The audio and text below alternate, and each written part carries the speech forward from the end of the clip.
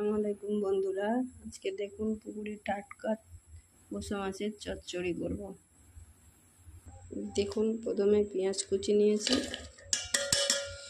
তো এটা আজকে হাতে মেখে, তারপরে দিলাম সর্ষের তেল।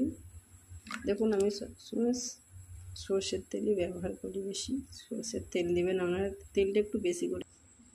তারপরে দিলাম স্বাদ মতো লবণ,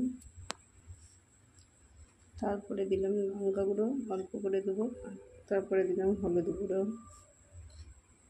তারপরে দিলাম চিরা কাঁচা লঙ্কা। লঙ্কা গুঁড়োটা এই জন্য কম দিয়েছি, চিরা কাঁচা লঙ্কাটা দিয়েছি বলে।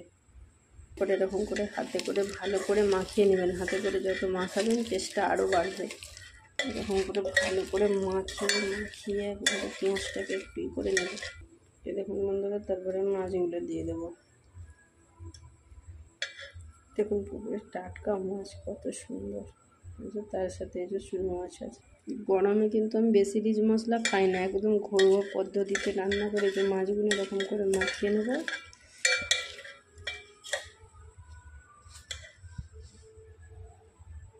তারপরে ঘরে তৈরি করে যে ধনে গুঁড়ো একটু জিরে গুঁড়ো দিয়ে দেবো, দিয়ে মাখিয়ে নেব। একটু পানি দিয়ে দেবো। দুপুর বেলায় ধরেছিলাম আর কি, রেখে দিয়েছিলাম। দেখুন সন্ধ্যা হয়ে গেছে।